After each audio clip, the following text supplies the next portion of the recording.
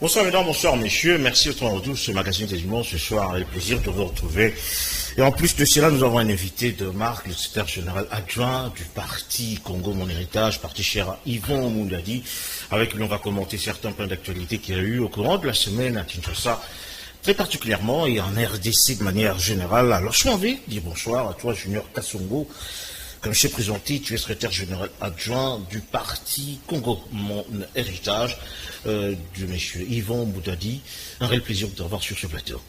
Bonjour monsieur Sylvain et bonjour à tous les téléspectateurs qui nous suivent. Merci beaucoup de l'invitation. Malgré que je suis un peu grippé, mais les devoirs la saison, oui, bien sûr. Les devoirs nous appellent d'être là. Tout à fait. Merci beaucoup. Voilà, c'est-à-dire que tu es secrétaire général de ce parti qui vient de naître il n'y a pas très longtemps. Yvon Mundadi a été, je ne veux pas dire par-ci par-là, mais il a quand même presté en qualité d'homme, acteur politique dans certains partis. Aujourd'hui, il a son parti politique qu'on appelle Congo Mon Héritage. Alors, quelle est, à la limite du besoin, quelle est votre vision par rapport à la RDC ? Merci beaucoup. Comme vous venez de le dire, je suis le secrétaire général adjoint en charge des questions politiques et idéologiques. L'autorité morale, M. Yvon Mundadi, que je salue, comme vous avez dit, a un parcours politique assez élogieux. Vous savez que dans notre pays, si vous essayez un peu de checker ou encore de pénétrer le fonctionnement de certains partis politiques, vous sentez que c'est plus, ce sont des castes, il faut aller chercher ou encore aller en termes de la pensée unique. Et pourtant, un parti politique est fondé sur base d'une idéologie, des missions et visions. Après avoir passé tous ces parcours, il s'est rendu compte que non, il avait quand même des idéaux à mettre sur la place publique. Mais je pense que d'emblée, en termes de missions, il y en a plusieurs, mais je vais juste retenir les deux qui corroborent bien évidemment avec les jours, parce que nous sommes le 30 juin, je pense qu'on va parler de ça. Bien sûr, on va évoquer également la mission, c'est nous allons conscientiser le Congolais à créer une vraie nation. Aujourd'hui, si nous sommes agressés, aujourd'hui, si vous voyez, tout le monde est en train de crier à tue-tête qu'effectivement, il y a conflit à l'Est, les conflits, parce qu'il y a la convoitise extérieure. Et pourquoi ces gens-là arrivent à nous pénétrer? Parce qu'on n'a pas créé une nation. Aujourd'hui, vous sentez à Kinshasa, c'est comme si rien ne se passe. C'est pourtant à Kanyabayonga, Rutshuru et consorts, vous sentez que la population est en train de courir, d'autres sont dans des camps de réfugiés, mais à Kinshasa, il y a les gens qui dansent partout. Donc, nous n'avons pas encore atteint ce niveau d'être une nation pour sentir que si un problème arrive au Congo central, si un problème arrive à l'Est, comme ça touche tout le Congolais. Et Congo Mon Héritage est là d'abord pour conscientiser tout le peuple congolais à créer une vraie nation, c'est-à-dire le vouloir vivre ensemble. Ce qui touche nos frères de Kivu nous touche directement. Et deuxième des missions, c'est amener une nouvelle offre politique basée sur une bonne gouvernance. Et c'est bien, nous sommes... il fallait quand même signifier que nous sommes membres de l'Union sacrée, et nous pensons que nous pouvons accompagner déjà le chef de l'État par rapport à cette vision. Et nous venons aussi avec une offre politique pour créer une nouvelle classe politique avec des idéaux basés sur les résultats, basés sur la compétence, basés sur l'expertise et non basés sur les clientèles. Très bien, vous êtes jeune, comme permettez-moi que je puisse vous tutoyer, hein, tu es jeune, et nous avons également reçu d'autres jeunes de votre parti politique. Alors je pose des questions à cette jeunesse auprès de Yvon Mundadi. Est-ce par besoin ou par vocation politique que vous êtes autour de lui? Je pense que la jeunesse est un état d'esprit, parce que si on veut la calquer en termes d'âge, vous verrez qu'il y a quand même des jeunes qui sont amorphes, mais il y a aussi de vieux entre guillemets, mais qui ont quand même des raisonnements de jeunes. Le plus important, c'est que nous avons besoin de toutes les intelligences possibles. Ceux-là qui pensent que c'est le temps maintenant de redynamiser les choses, d'amener une nouvelle offre politique, je pense qu'ils sont quand même la bienvenue. Très bien, voilà, je t'appelle Junior Kassongo, je rappelle que tu es secrétaire général adjoint de ce parti Congo Mon Héritage. Le temps pour nous de prendre un tout premier élément qui parle du chef de l'État de Rocade, construire un Mitendi. Le lancement des travaux est intervenu au courant de la semaine, des travaux qui seront étalés sur 3 ans d'activité. Image de commentaire.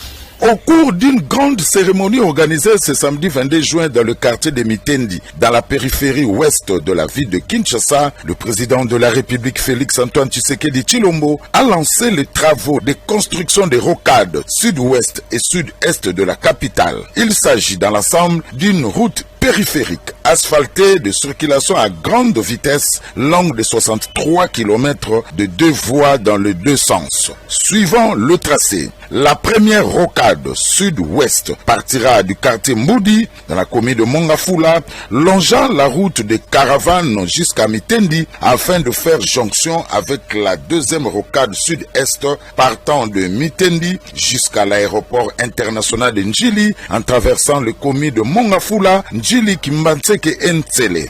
Le travaux de construction de cette route périphérique moderne devrait durer près de 3 ans pour un montant global de 300 millions de dollars américains entièrement financé dans le cadre du programme sino-congolais au terme de la signature de l'avenant 5 le 14 mars dernier entre le gouvernement congolais et le groupement des entreprises chinoises. La construction de cette rocade fait partie d'un vaste programme de construction d'une route périphérique qui formera une boucle tout autour de la ville de Kinshasa, a dit Nicodème Nzaou, le directeur général de l'agence congolaise des grands travaux. Pour lui, ces travaux devraient réduire les coûts et le temps de transport dans la ville, augmenter le volume des activités économiques dans la zone du projet, réduire les embouteillages et améliorer les conditions de la vie de la population riveraine. 2 autres rocades seront construites dans la deuxième phase du projet de manière à former une boucle complète autour de la ville de Kinshasa. Présent à cette cérémonie, l'ambassadeur de la Chine en République démocratique du Congo a salué la matérialisation de ces projets qui vient honorer les engagements pris par les 2 parties et renforcer la coopération sino-congolaise. La construction des rocades de Kinshasa marque un nouveau cycle d'infrastructures dans le cadre de la coopération sino-congolaise, a-t-il conclu. Pour sa part, le ministre des Infrastructures et Travaux Publics Alexis Guizarro a indiqué que cet ouvrage ouvre une série de projets de modernisation des infrastructures dont les études sont déjà effectuées pour la plupart ou en cours pour d'autres. Il s'agit à titre illustratif des routes Lanterne Tchela au Congo central, route Kananga Kalambambouji au Kasaï occidental, route Bukavu Kamanyola Uvira au sud Kivu, etc., etc. Toutes ces routes sont financées dans le cadre du programme sino-congolais révisité. Dans le cadre de ce projet, le ministre des ITPR a annoncé l'expropriation de plusieurs parcelles privées situées le long du tracé de cette rocade. Des échangeurs, ponts et passages à niveau seront également construits sur les tracés dont les études de faisabilité ont été réalisées depuis 2014. Le nouveau gouverneur de la ville-province de Kinshasa, Daniel Bumba, a quant à lui exigé le respect des standards internationaux des routes à construire et a appelé les Kinois au sens élevé de citoyenneté pour sauvegarder les infrastructures qui sortiront de terre. Le rocade de Kinshasa devrait selon lui résoudre sensiblement le problème d'embouteillage dans la capitale. En donnant le premier coup de peloteuse, le chef de l'État attend les résultats dans les 3 prochaines années. Voilà, tout à l'heure là, c'était le chef de l'État dans l'inauguration de cette voie qui va partir de l'ouest à l'est, il faut quand même le dire, dans la ville de Kinshasa. Junior Kassongo, le chef de l'État une fois de plus à l'œuvre. Est-ce qu'on peut parler du programme du gouvernement ou du programme du chef de l'État en rapport avec cette activité? Bon, merci beaucoup pour la question, mais je ne sais pas pourquoi vous voulez dissocier les deux, parce que le gouvernement est nommé sur base d'une vision de chef de l'État, mais avec un programme qui n'est pas à l'encontre de ce que le président avait présenté lors de la prestation de son serment. Donc, je pense que le président est à pied d'œuvre, parce que c'est un mandat où je pense qu'on n'a plus d'excuses. Après tout ce qui s'est passé, qu'on ne va pas revenir là-dessus.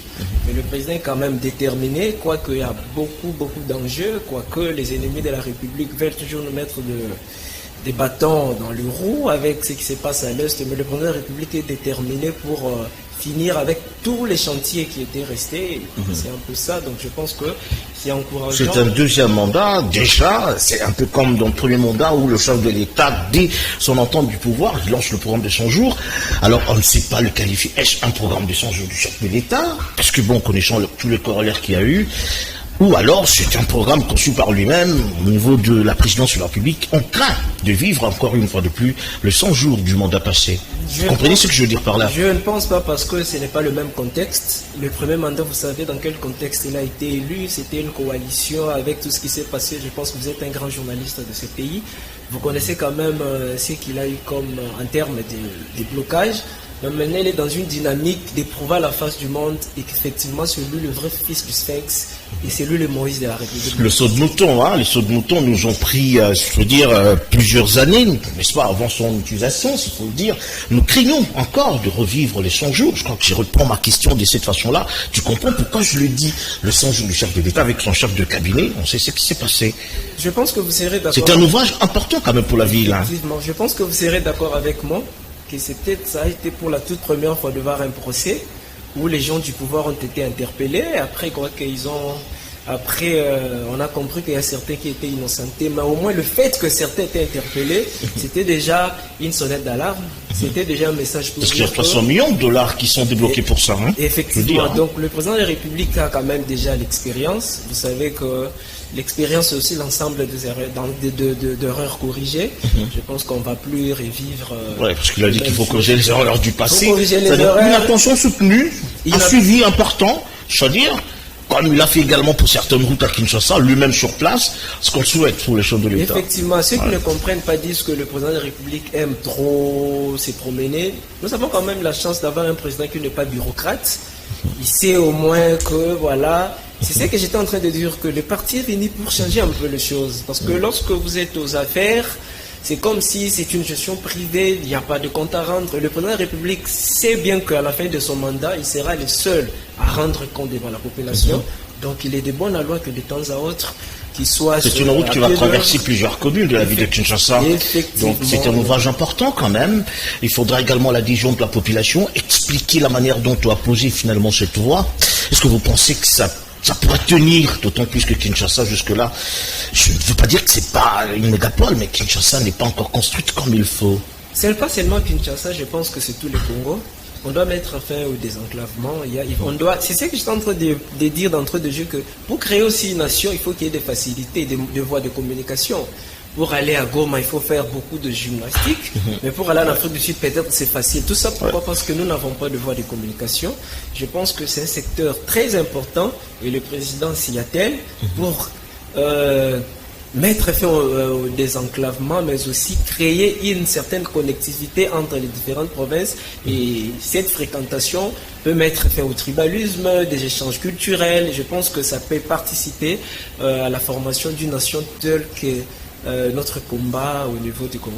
Voilà, on prend un deuxième élément. Là, je parle d'André Fléau, qui était chez les chefs de l'État, cet émissaire belge, parle du soutien de la Belgique à la République démocratique du Congo. Image commentaire.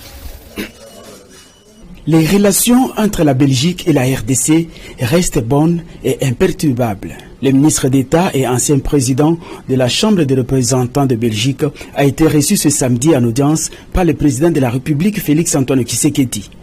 André Fléau est venu exprimer au chef de l'État le soutien de son pays au programme de la RDC visant à soulager la misère du peuple congolais dans les différents domaines durant cette deuxième législature. L'objet de la visite, c'est tout simplement de continuer à manifester un intérêt et un soutien entre la Belgique et la République démocratique du Congo. Au moment où le Congo vient de se doter d'un nouveau gouvernement qui a un programme qui est effectivement chargé, qui va intégrer toutes les priorités émises par le président, que l'on parle notamment du désenclavement, du numérique, que l'on parle de toute une série de projets.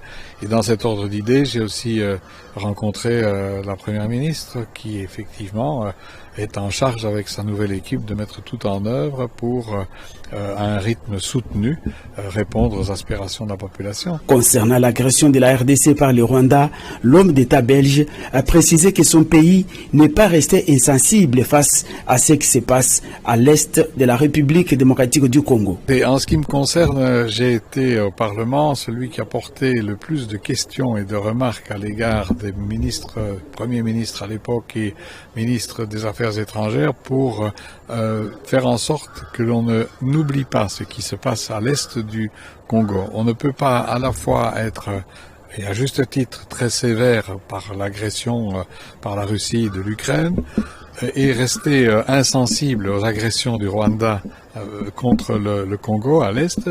L'ancien ministre est rentré satisfait de son entretien nourri avec le président de la République, Félix Antoine Tshisekedi. Félix Tshisekedi à N'Djamena, au Tchad, pour l'inauguration d'une avenue portant son nom. Image de commentaire.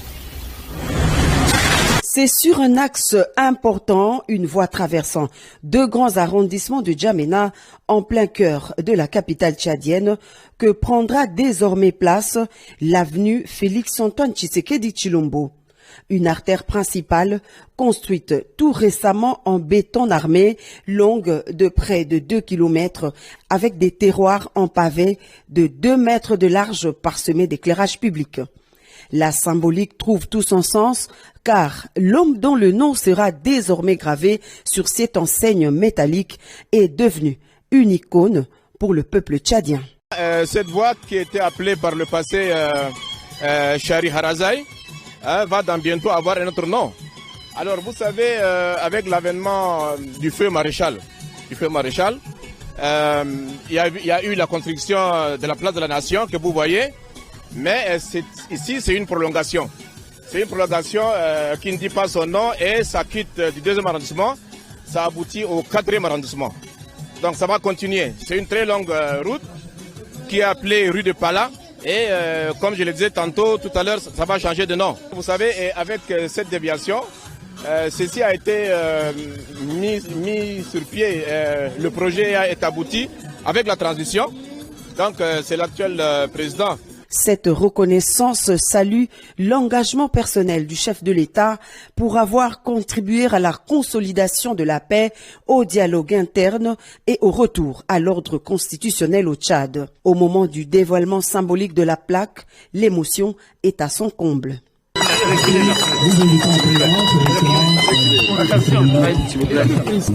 Voilà.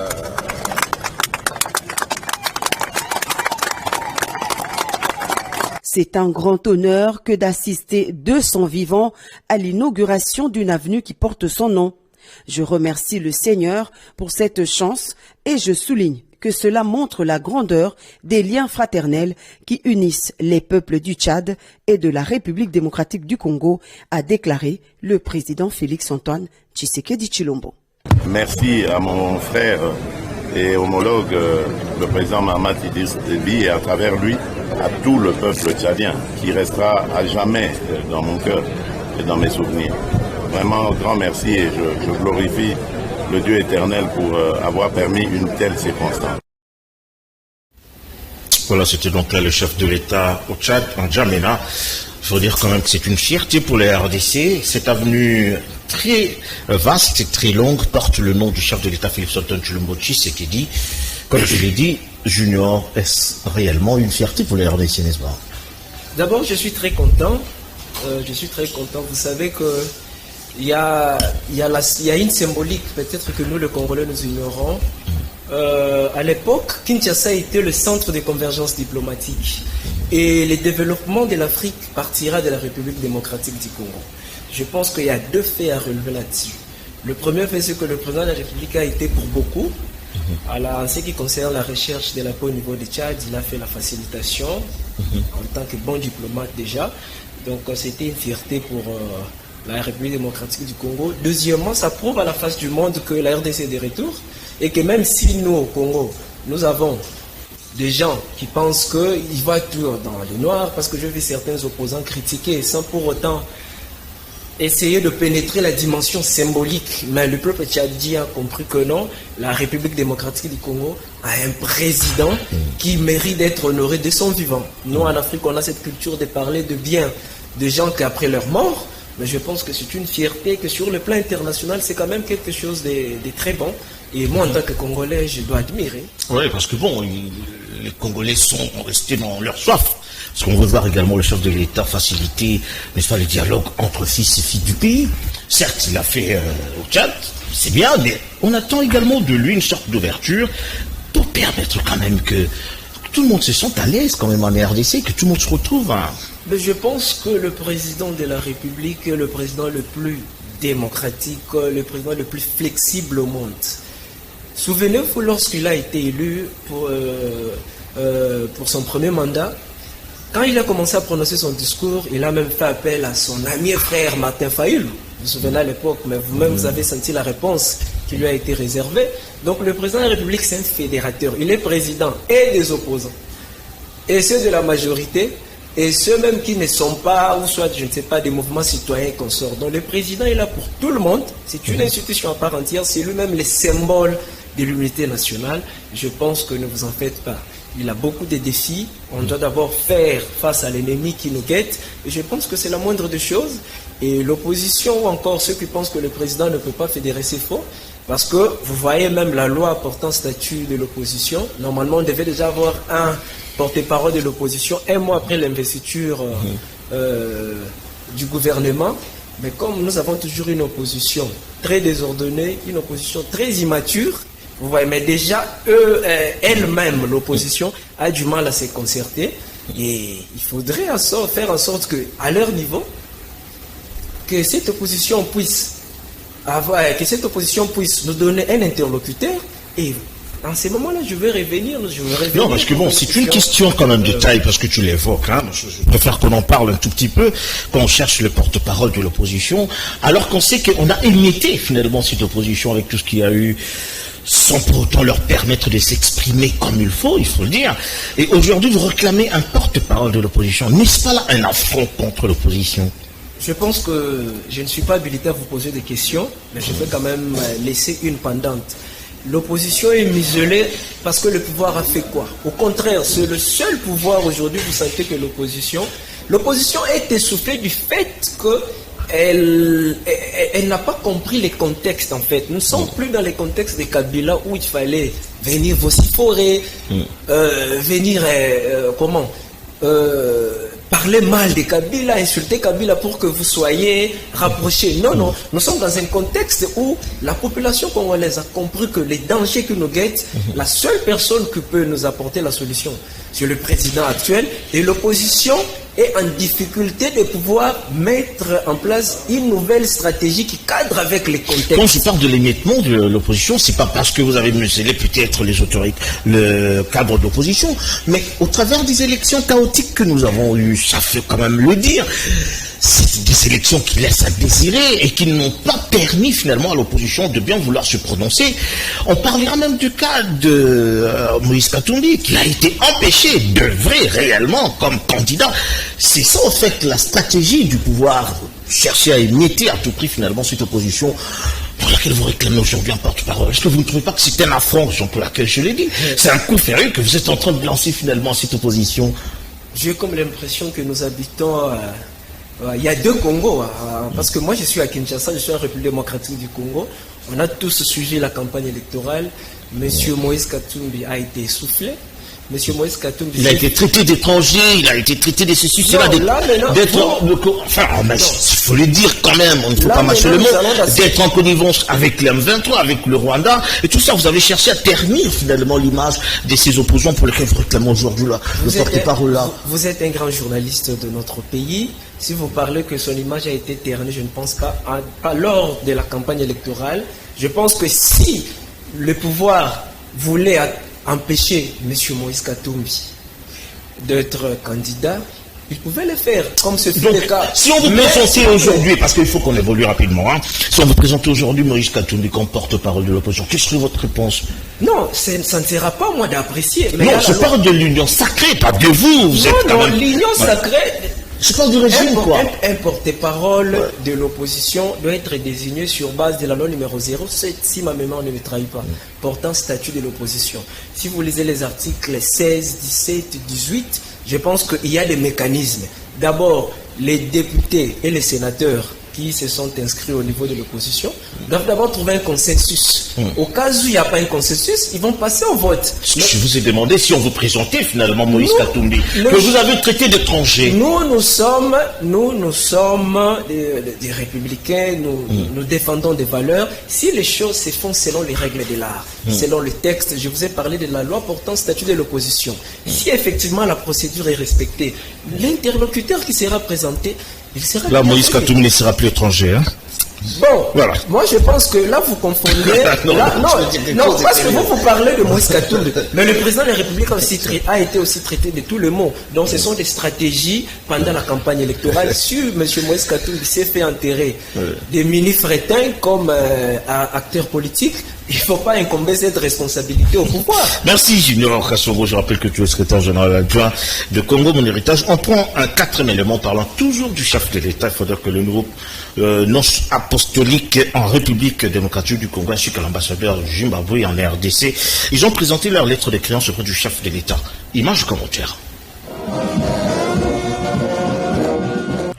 Au cours d'une cérémonie solennelle organisée ce jour à la Cité de l'Union africaine, le président de la République Félix Tshisekedi a reçu le lettre de créance de Monseigneur Midja Lescovar et de Monsieur David Sigaouke, respectivement nonce apostolique et nouvel ambassadeur extraordinaire et plénipotentiaire du Zimbabwe en République démocratique du Congo. Le nouveau nonce apostolique, Monseigneur Midja Lescovar, de nationalité slovène, est né en 1970 à Kranj. Docteur en droit canonique, il est entré au service diplomatique du Saint-Siège le 1er juillet. Monseigneur Lescovar a été nommé nonce apostolique en Irak le 1er mai 2020 et consacré évêque avec les titres d'archevêque titulaire bénévent. Il a été nommé nonce apostolique en RDC le 15 avril 2024 en remplacement de Héctor Balestrero. Nommé ambassadeur extraordinaire et plénipotentiaire du Zimbabwe en RDC,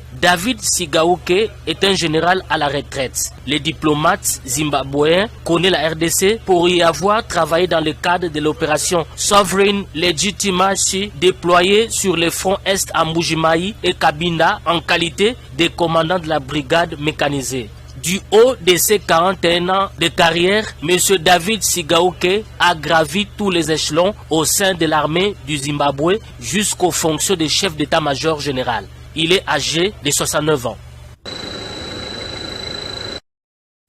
D'un hommage rendu au pasteur Barouti de l'Assemblée chrétienne de Rigini. Il faut dire que le chef de l'État ainsi qu'une grande délégation des autorités congolaises ont pris part à ces obsèques. Image commentaire. Au cours d'une cérémonie organisée le dimanche 23 juin au stade Tata Raphaël de Kinshasa, le président Félix Tshisekedi, accompagné de la distinguée première dame Denise Nyakeru, a rendu un dernier hommage au pasteur Léonard Barouti Kassongo, chef spirituel de l'église Barouti Tabernacle, décédé le samedi 1er juin dernier à Montréal, au Canada. Le couple présidentiel s'est incliné devant la dépouille de l'illustre disparu, exposé dans une tribune montée au centre du stade, et a déposé une couronne de fleurs avant de réconforter la famille éplorée de l'illustre disparu.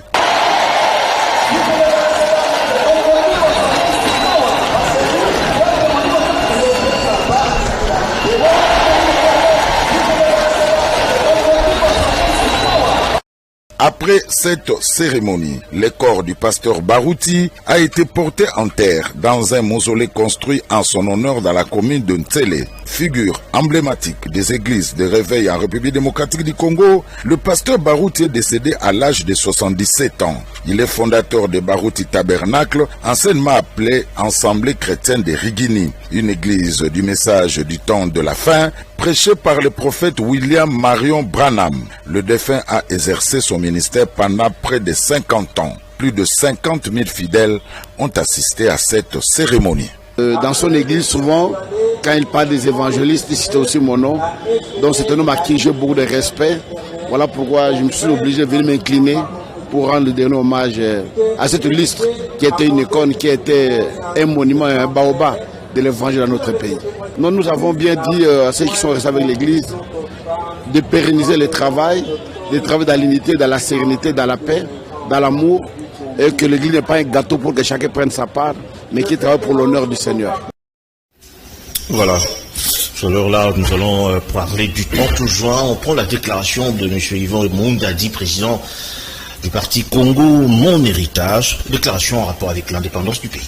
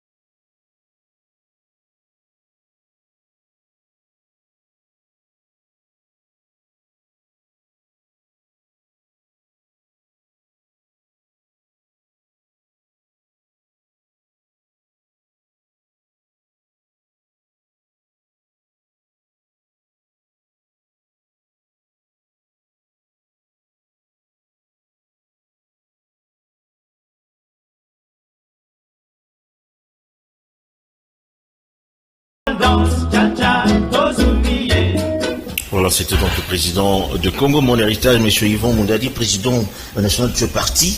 Alors, Junior Kassongo, tu es secrétaire général, comme je ne sais ce que le dire, adjoint sur l'héritage du Congo aujourd'hui. Est-ce qu'on peut le lire sur quelle lettre, s'il faut le dire? Merci beaucoup. Je pense que l'héritage du Congo commence par la prise de conscience. C'est ça l'héritage par excellence. Parce que s'il faut essayer d'illustrer, vous verrez, il y a des familles où vous sentez que ils sont quand même, la famille reste avec un héritage, mais les enfants sont inconscients. Même la Bible elle dit, un petit enfant, on ne peut pas lui donner quelque chose de consistant, parce que dès qu'il va sortir, on va les ravir. Donc, nous, les Congolais, aujourd'hui, 64 ans après, nous devons savoir que c'est le Congo qui est notre héritage. On a tout intérêt à prendre conscience. On a tout intérêt à comprendre l'enjeu. Le Congo est un enjeu mondial. Et je pense que les yeux du monde entier sont orientés vers le Congo. Ça nous demande, comme le président national a dit dans son discours, une intelligence, une nouvelle offre politique, de voir que nous avons un héritage qui est le Congo. Parce que avoir le Congo comme héritage, c'est d'abord aimer les Congolais et après aimer ce qui est dans le Congo. Mais il y a aujourd'hui les ennemis, parce qu'il y a de ceux-là qui aiment que ce qui est au Congo, et ils ne sont pas différents des ennemis. Parce que l'agression que vous voyez, ils s'en foutent de nous, ils peuvent nous tuer comme ils veulent, ils ont besoin de ce qui est dans le sous-sol. Et il y a des Congolais qui se comportent comme ça. Donc nous sommes là, je pense que le plus grand héritage, c'est de comprendre que nous n'avons pas où aller. Nous avons également un héritage politique aujourd'hui qui vraiment laisse à désirer. Nous avons des hommes politiques qui semblent être majeurs, mais malheureusement, comme l'a dit, nous sommes encore des enfants, toi aussi tu l'as dit. C'est-à-dire nous ne comprenons pas les enjeux finalement de la RDC. La classe politique bloque le développement de ce pays. Effectivement, il a fallu que le président de la République, Félix Antoine Tshisekedi, arrive au pouvoir pour que nous comprenions ce que valait le Congo. Parce qu'il est arrivé, vous sentez que les lignes bougent. Hier, Kagame qui s'est comporté en potentat, qui s'est tapé la poitrine, commence à faire des déclarations un peu isolées, des déclarations d'une personne qui a peur de vitesse, parce qu'il a maintenant en face de lui quelqu'un qui veut valoriser l'héritage du Congo. Le président Félix est arrivé au pouvoir, il a trouvé un trou béant. Je pense que nous aurons une émission bien élaborée pour expliciter les contextes qui a amené le président Félix au pouvoir. Il est en train d'abattre un grand travail, et si les gens qui sont tout autour de lui pouvaient comprendre les soucis qu'il a pour ces pays, et je pense que nous allons mettre hors d'état de nuire tous ceux-là qui nous combattent. Il y a un homme politique finalement, parce que quand on parle du 30 juin, on parle d'indépendance, on voit Lumumba qui incarne finalement cette lutte. Je veux dire, au-delà de tout ce qui était qu'on perde l'indépendance, il y a Lumumba. Lumumba avait posé, je veux dire, un paradigme important, c'est-à-dire l'a laissé, je veux dire, une note importante en rapport avec notre pays, mais qui ne semble pas finalement s'identifier à cette classe politique. Tu es jeune aujourd'hui, est-ce que tu pourrais peut-être penser un jour faire comme Lumumba, c'est-à-dire vouloir périr mais pour sauver finalement cette nation? Je pense qu'à vous attendre parler, c'est comme si vous êtes déjà membre de Congo Mon Héritage, parce que si vous lisez même notre projet de société, nous sommes, notre devise, c'est d'abord la souveraineté, l'amour et le progrès. C'est-à-dire, pour rien au monde, nous pouvons hypothéquer notre souveraineté. C'est presque le combat de Lumumba. Donc nous allons nous battre jusqu'à la dernière goutte de sang, parce que le Congo n'appartient pas qu'à nous. Le Congo appartient aussi à ces bébés qui n'est pas encore né. Donc on a tout intérêt à préserver, et nous appelons, c'est pourquoi je profite pour faire un appel solennel à tous les Congolais qui pensent que Lumumba s'est battu, et Congo Mon Héritage, nous inscrivons dans cette logique, bien évidemment derrière le chef de l'État, qui a même fait des déclarations, et il ne s'est pas arrêté qu'à faire des déclarations. Il est à pied d'œuvre. Il a dit qu'il est prêt à mourir pour la République démocratique du Congo. Je pense que Lumumba, là où il est, il peut se reposer en paix, parce qu'il y a quelqu'un qui continue avec sa lutte, mais sous une autre forme, avec beaucoup de contraintes, bien évidemment, internationales, tout comme nationales. Il faut dire quand même, avec nos hommes politiques qui savent détourner des millions de dollars, il y a loin de rêver finalement pour ce Congo. Hein? Je vous dis, le Congo, c'est comme un arbre, qu'on ne doit pas, on ne peut pas quand même couper un arbre un seul jour. Les mal étaient tellement... Il y a beaucoup de mots dans notre pays. Et le président de la République est en train de travailler secteur par secteur. Et je pense que avant la fin de son mandat, nous allons toujours... Voilà, Junior Kasson, sûrement que tu as un mot de clôture, parce que nous devons également recevoir le président de AD2 Congo, M. Prince Epenge, qui est parmi nous. Est-ce que tu as un mot de clôture, comme si on avance avec cette magazine? D'accord. Au nom du président de mon parti, je tiens à souhaiter à tous les Congolais, nous appelons des héritiers, des héritières de la République démocratique du Congo, bonne fête de l'indépendance sous la méditation, bien évidemment. Vous devez savoir que nous n'avons qu'un seul héritage, qui est le Congo. Ne jamais trahir le Congo. Pour rien au monde, nous pouvons faire le lit de nos ennemis, tel que le président dit dans son mot. Donc, le parti est ouvert. Tous ceux-là qui pensent qu'ils ont une nouvelle offre politique, qu'ils ont une nouvelle manière de voir les choses, peuvent nous rejoindre. Les portes sont grandement ouvertes. Et là aussi, je peux vous dire merci aussi pour l'invitation. Merci à toi. Merci Junior Kasongo, tu es secrétaire général du parti en charge de questions politiques et idéologiques. Le parti est géré par M. Yvan Moundadi comme président national. Merci d'être venu. Alors, on prend un autre élément, on parle du goût de la session d'examen d'État qu'il y a eu, examen d'État édition 2023-2024. Le goût a été donné par Madame la Première ministre, Judith Souminois, un tout le cas, images et commentaires. La Première ministre Judith Souminois et la ministre d'État en charge de l'Éducation nationale et Nouvelle Citoyenneté ont donné le lundi 24 juin 2024 à Kinshasa les go de la session ordinaire des examens d'État 2024 et du jury national des cycles courts. La cérémonie de lancement de cet événement majeur de l'enseignement secondaire s'est déroulée en toute sérénité au lycée Chaoumba dans la commune de la Gombe. Avant de lancer officiellement le démarrage des examens d'État, la Première ministre Judith Souminois a, dans sa brève adresse, déclaré ce qui suit. En ces jours mémorables, je me joins à tous ceux qui m'ont précédé pour pouvoir vous dire combien le président de la République, à partir du moment où il a pensé que l'éducation était un pan essentiel pour le développement de notre pays, a poussé pour avoir la gratuité de l'enseignement. Et aujourd'hui, le gouvernement, avec Madame la ministre d'État à la tête de l'Éducation nationale et Nouvelle Citoyenneté, met tout en œuvre pour améliorer en termes de qualité notre système d'éducation. Dans sa communication, la ministre d'État et ministre de l'Éducation nationale et Nouvelle Citoyenneté, Raissa Maloudinanga, a de prime abord rendu ses hommages les plus déférents au président de la République Félix Tshisekedi pour son engagement sans faille dans la mise en œuvre de la gratuité de l'enseignement primaire public. Elle a également exprimé sa gratitude envers la première ministre et chef du gouvernement qui a placé l'éducation nationale et Nouvelle Citoyenneté au cœur du programme gouvernemental pour un avenir prometteur de la jeunesse congolaise. Ces épreuves nationales certificatives vont se dérouler durant les 4 jours à venir. 962 887 candidats du cycle long, dont environ 42% de filles, et 5 417 candidats du cycle court, dont 18,5% de filles, y participeront. Ils sont répartis sur 2960 centres de passation. Pour tous les participants aux examens d'État, nous signalons l'importance de la sérénité et du respect des règles. On reste à la primature pour dire que la première ministre était à Bukavu. Il a échangé avec la population de ce terroir. Il faut dire que c'est sa première mission à l'intérieur du pays en tant que Premier ministre. Image de commentaire. Dès son arrivée à Bukavu, la première ministre a présidé la cérémonie de désengagement de la MONUSCO au sud Kivu. Elle a ensuite tenu un meeting populaire à la place de l'indépendance à Bukavu pour échanger avec la population et a remis un don de vivres aux sinistrés du camp Nyamugo. Judith Souminois a salué la résilience dont fait preuve la population de Bukavu malgré les attaques orchestrées par le Rwanda. Jambo, les salutations de son Excellence Monsieur Félix Antoine Tshisekedi Tshilombo, président de la République, chef de l'État, ainsi que de la première dame, Mama Denise Nyakeru. Ils vous envoient leur bonjour et tous les vœux de bonne santé. Pour moi, aujourd'hui, c'est un jour de joie, car c'est ici que j'effectue ma première visite, ma toute première mission en tant que première ministre chef du gouvernement. Aujourd'hui, c'est un moment historique. Mémorable pour moi, car cette province du Sud Kivu est une province symbolique, à la fois pour toutes les peines et les souffrances que notre peuple a connues à la suite des multiples agressions que notre pays a connues, notamment à travers le Rwanda.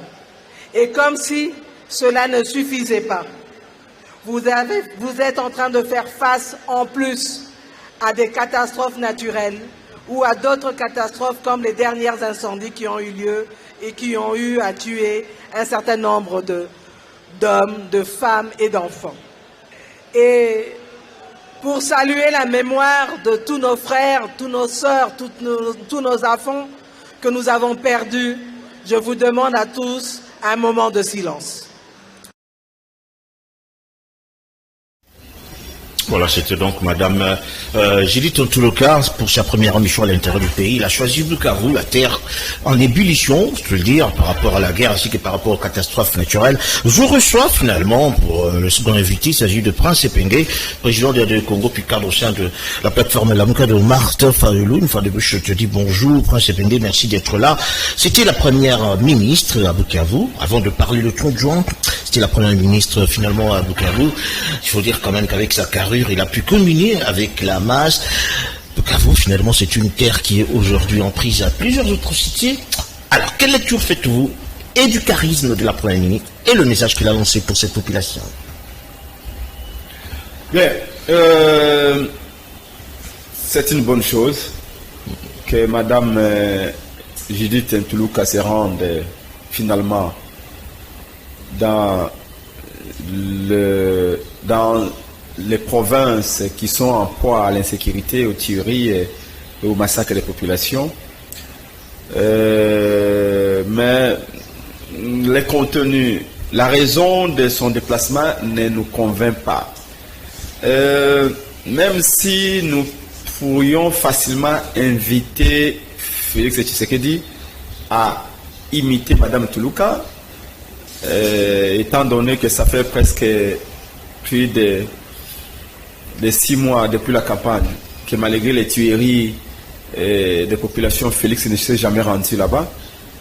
Mais la présence de la première dame n'est pas, plutôt, de la première ministre n'est pas à négliger. Et comme je l'ai dit tantôt, elle est partie faire quoi exactement? Sachant a priori que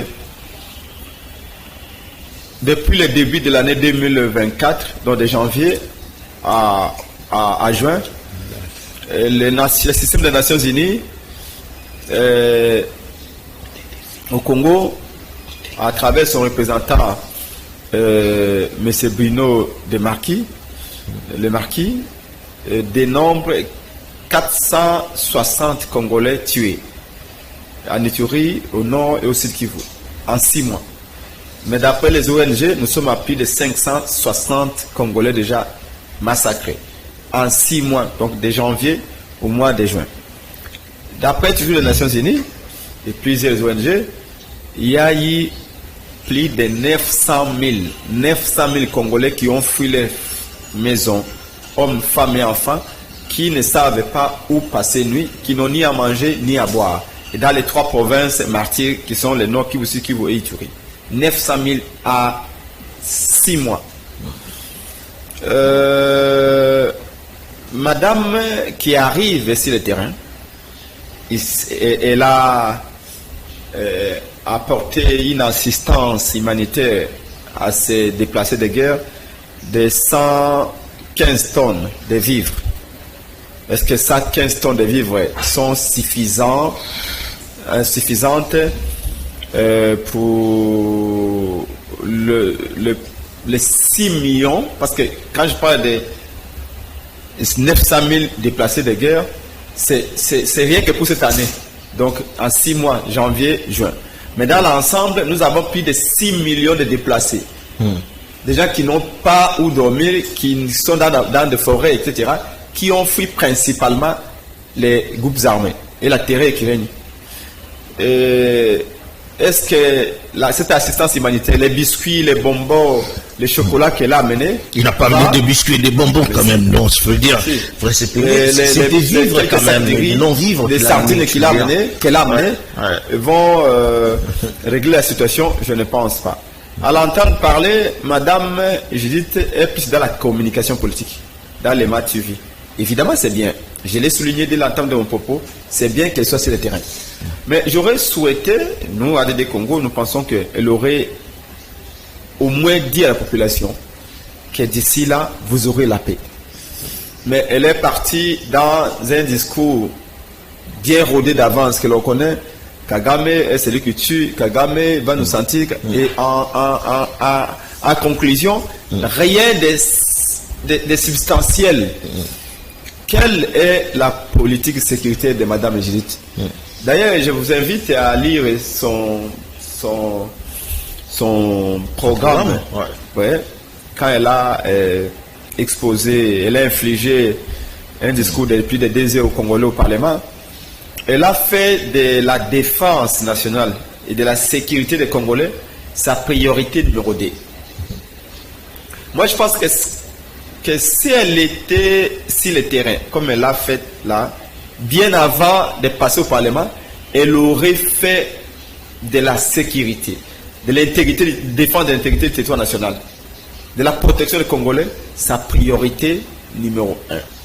Parce que dans la pratique, c'est ce qu'on a vu, parce qu'il pouvait bien commencer sa mission à Kinshasa ici, c'est-à-dire, je ne vais pas visiter qui ou faire quoi, mais il a priorisé quand même l'Est de la RDC avec une tonne, je veux dire, importante, je veux dire, de vivre et non-vivre.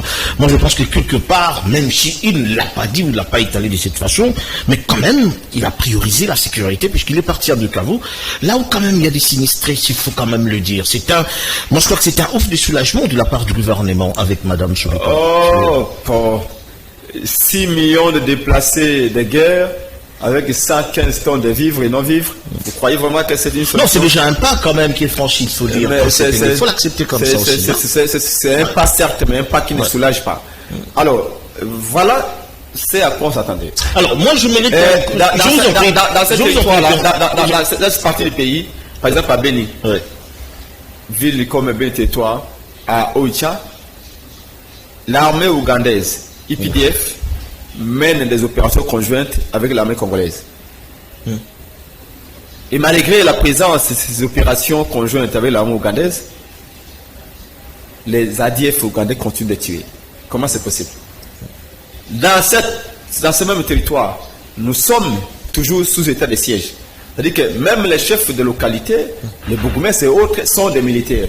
Mais malgré cela, les tueries continuent. Mais la guerre continue, la guerre n'est pas encore arrêtée. On voudrait comprendre, est-ce que madame, après avoir constaté ces choses-là, elle va-t-elle changer les fusils d'épaule? Va-t-elle appeler son ministre de la Défense? Mais elle a à peine un mois, tu dis. En Ituri, c'est pareil. Il y a un acte d'engagement qui a été pris, conclu entre Félix Tshisekedi et les groupes armés, comme la Codeco, pour mettre fin aux hostilités. Malgré cela, vous avez suivi dernièrement les carnages qu'il y a eu en Ituri. Donc, pourquoi est-ce que malgré la présence des militaires, malgré la présence des armées étrangères que Félix a fait ramener pour imposer la paix, les tueries continuent depuis... Ça, c'est pas l'œuvre de madame la première ministre, quand même. C'est une situation qu'il a héritée, quand même. C'est madame Judith qui gère les gouvernements quotidiens. Donc, nous sommes en droit de la poser, cette question. Regardez, pendant qu'elle était là le vendredi, des agglomérations des cités importantes sont tombées. La localité de Miriki est tombée, est passée sous pavillon rwandais. L'importante cité stratégique de Kanyabayonga est passée sous pavillon rwandais. Pendant qu'elle est là, à Goma, ça veut dire que la présence même de Madame Judith n'effraie pas. Et nous sommes en droit, nous de la Mouka, et ADD Congo, le peuple congolais d'ailleurs dans son ensemble, parce que je porte sa voix, et ce soir, nous voudrions demander à Madame, apparemment, il y a des gens qui sont chèrement payés, qui sont confortablement assis chez eux, et qui ne font pas leur boulot. Alors, donc c'est à lui de voir également comment on pourra chambarder quand même le siège. À Kinshasa, on nous parle d'autres choses. Les M. Félix Tshisekedi et Mme Toulouka doivent rendre compte. S'il y a des gens qui doivent démissionner, ils doivent démissionner. Il y a déjà compétents. Je l'avais dit quand son gouvernement est sorti, que quand on a une période de guerre, on cherche les meilleurs de ses généraux. Dans des périodes comme celle-ci, on doit mettre citier un gouvernement des techniciens, pas des technocrates. Vous remettez encore en cause la construction du gouvernement. C'est lui qui doit être au ministère de la Défense, doit être un expert en matière militaire pour gagner du temps quand il faut expliquer, quand il faut donner des ordres. La guerre a commencé, je vous en prie, la guerre a commencé un jour, on ne sait pas quand ça va finir, ça c'est dans toutes les guerres du monde. Hein. Non, donc, ça c'est trop facile. Non, comment c'est trop facile? Toutes les guerres du monde ne donnent pas lieu à la même quantité de pertes. Toutes les guerres du monde peuvent commencer, mais ne se terminent pas de la même manière.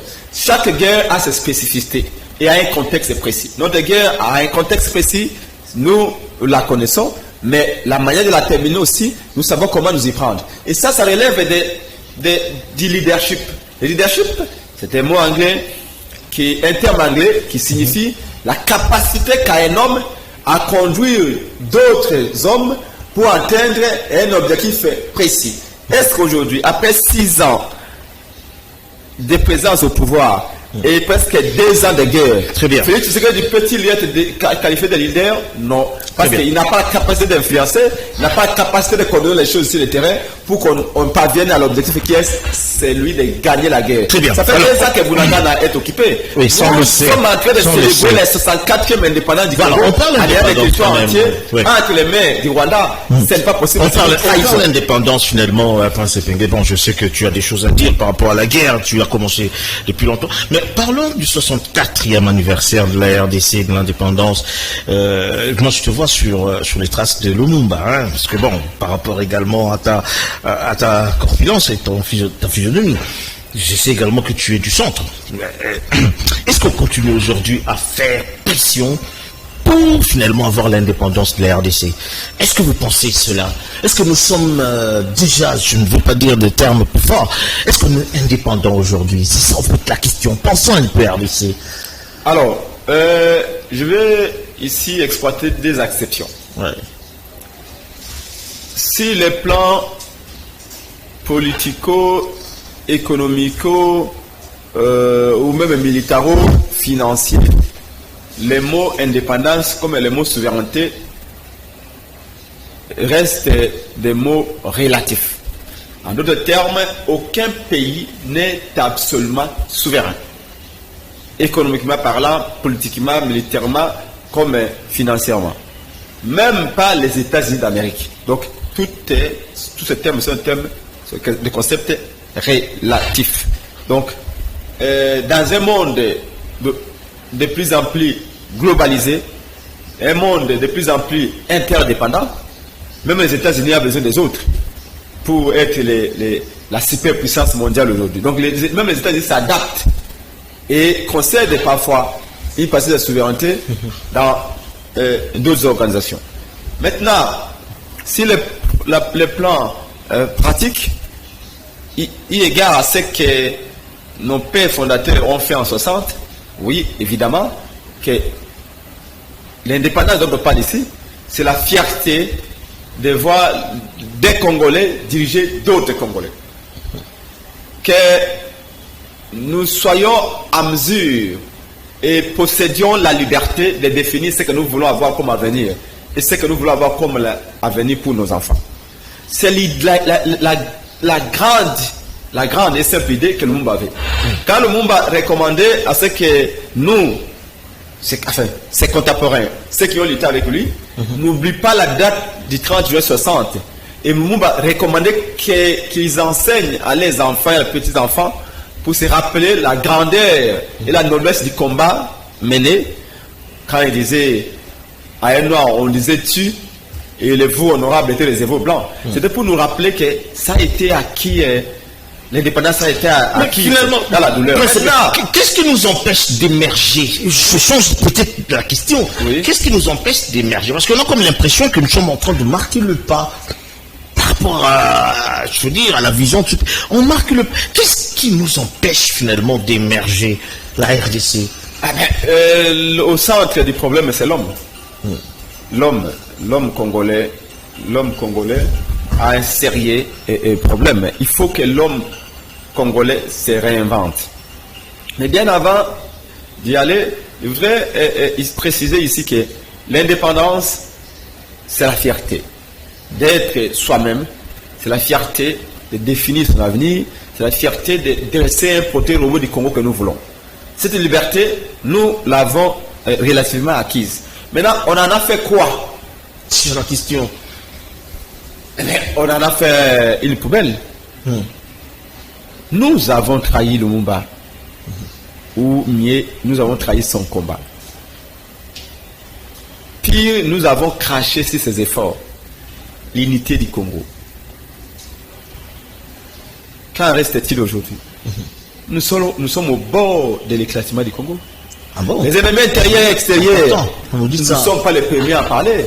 Le Lumumba, en 60, déjà parlait des ennemis intérieurs et extérieurs. Et nous avertissait, nous. Seule l'unité peut nous permettre d'avoir la carapace nécessaire pour que les flèches des ennemis puissent rebondir. Très bien. Et aujourd'hui, le Congo est divisé. Une partie du Congo, comme je l'ai rappelé tantôt, est entre les mains des étrangers. Alors, est-ce que le Lumumba pouvait imaginer?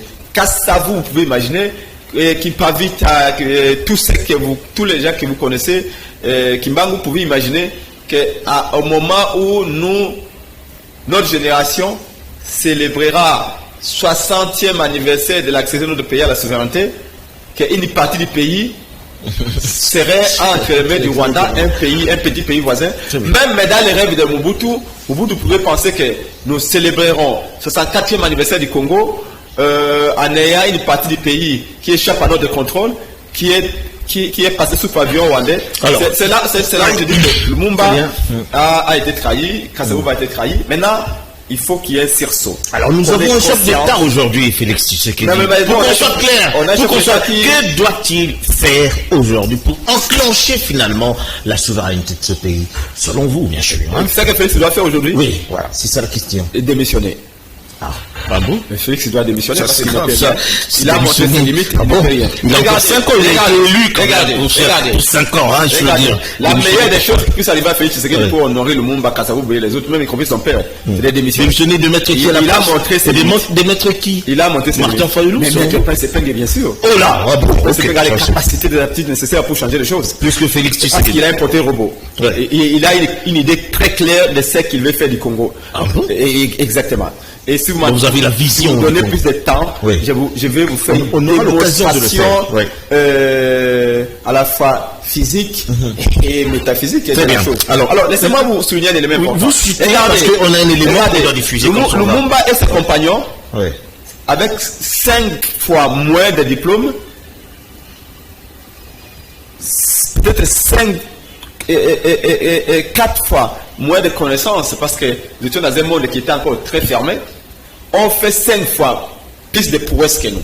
Nous, notre génération, avec 5 fois plus de diplômes que eux, 5 fois plus de moyens d'accéder à l'information que eux, nous avons fait 5 fois moins que le Mumba et ses compagnons. Très bien. Donc c'est une illustration qui voudrait être une très bonne illustration. Nous devons nous inspirer du combat de Lumumba, de leur honnêteté. Très bien. Lumumba, les Belges viennent avec 5 millions de dollars pour corrompre Lumumba et ses compagnons, ils avaient refusé. Aujourd'hui, vous connaissez les politiciens qui peuvent résister à 5 millions de dollars, tous sont devenus comme. Même un sénateur de 70 ans s'est fait corrompre dans une toilette au Sénat. Vous vous rendez compte dans quelle société on est? Très bien. Alors, on prend finalement un autre élément. On prend un autre élément, on parle finalement du Congo central, là, on prend le nouveau gouverneur qui vient finalement d'être mis dans ses fonctions de gouverneur de la province du Congo central. Image commentaire.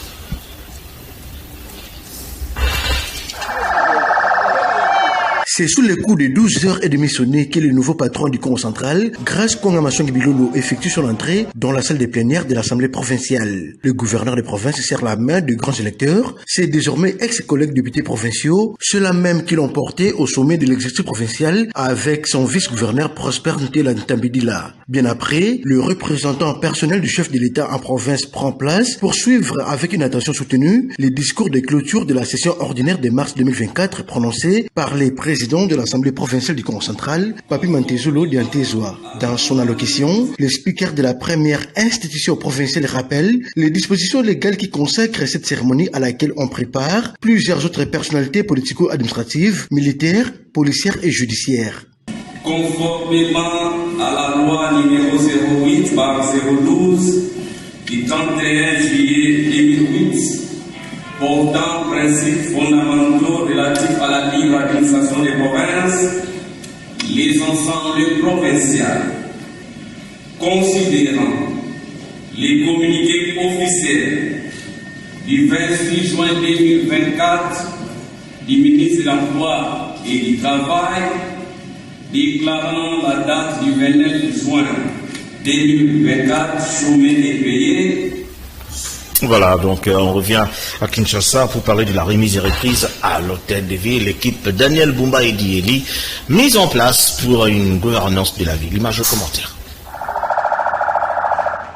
Le week-end dernier a été très riche en bonnes nouvelles. Pour les Quinois, la soirée de la remise et reprise à l'hôtel de ville de Kinshasa a eu lieu le vendredi dernier entre le nouveau gouverneur Daniel Bumba qui était accompagné de son vice-gouverneur Edi Iyeli Molangi. Une cérémonie simple et sobre. Le gouverneur sortant et démissionnaire Gentini Ngobila était représenté par le ministre provincial Charles Mbutamutu qui a préparé cette cérémonie ensemble avec l'administration de l'hôtel de ville sous les regards très serein et calme du vice-gouverneur présent dans la salle Edi Iyeli Molangi. Après la lecture des procès-verbaux sanctionnant la fin du mandat de l'ancienne équipe et aussi la lecture de l'ordonnance présidentielle portant investiture de la nouvelle équipe dirigeante de la ville-province de Kinshasa, Charles Mbutamutu, qui assumait l'intérim du gouverneur démissionnaire Gentini Ngobila, cédera le fauteuil au nouveau gouverneur Daniel Bumba sous les applaudissements de l'assistance.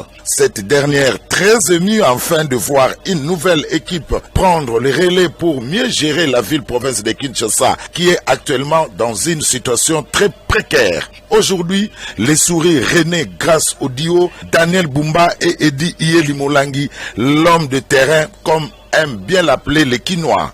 Les emblèmes de l'hôtel des villes ont été remis au nouveau gouverneur. Juste après, les deux personnalités, à savoir Daniel Bumba et Edi Iyeli-Molangi, prendront congé de leurs invités avant de revenir déjà ce lundi en force et de prendre à bras le corps le multiple problème de la ville-province de Kinshasa. Pour l'instant, l'urgence s'impose. Voilà, nous avons Daniel Bumba et Edi Iyeli, équipe de la gouvernance de la ville de Kinshasa. Nous sommes pratiquement en train de chuter déjà dans cette édition, dans ce magazine. Alors, ça nous inspire beaucoup, d'autant plus que nous avons des jeunes aujourd'hui à la tête des provinces, dans le Congo central avec Grace Bilolo. Félicitations à lui. Et à Kinshasa avec Daniel Bumba, on estime que ce sont des équipes de jeunes plus énergétiques et on peut toujours dire que c'est des équipes qui gagnent. Écoutez,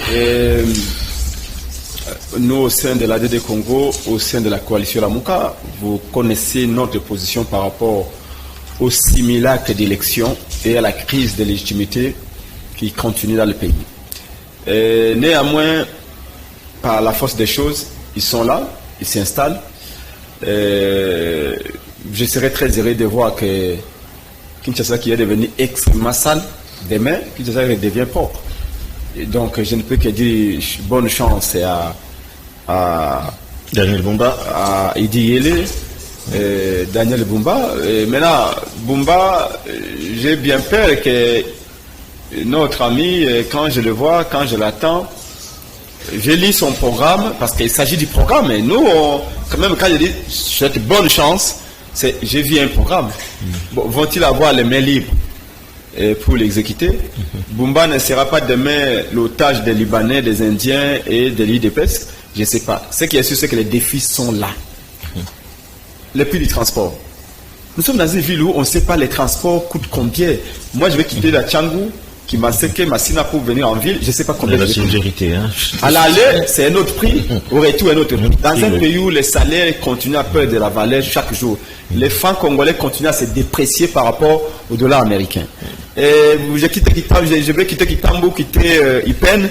J'arrive en ville, je dépense 8000 francs. Aller-retour. Entre-temps, il y a des gens qui viennent en ville, qui sont des commerçants qui ne vendent pas, mais qui doivent quand même débourser, payer le plus cher. Les embouteillages à Kinshasa, il faut trouver les solutions. Toutes les routes sont en mauvais état. L'insalubrité. Il n'y a pas de poubelle à Kinshasa. L'insécurité, les Koulouna. Aujourd'hui, il y a des quartiers où pour entrer, il faut demander l'autorisation auprès des Koulouna.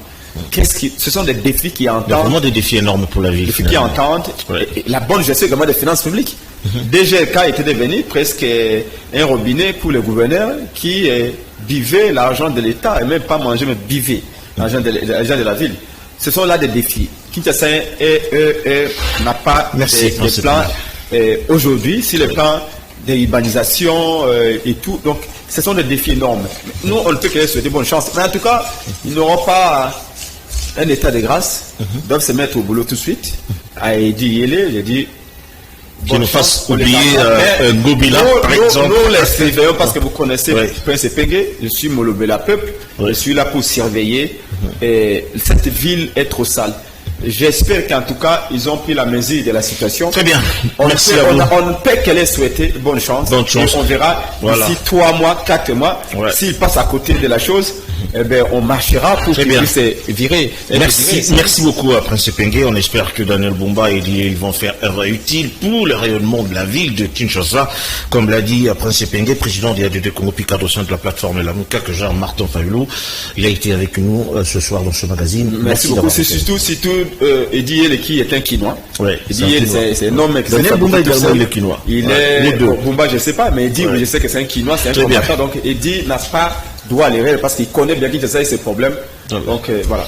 Merci à vous qui nous avez suivis de partout. Vous dites merci également à Serge Mankosiansi Kakuparbo pour la réalisation de ce magazine. Merci également à Junior Kachongo qui a été également de nôtre ce soir. Une fois de plus, merci à Prince Epenge qui a accepté notre invitation. On se retrouve tout prochainement. D'ici là, portez-vous bien. Bon, tout le programme sur Canal Kin.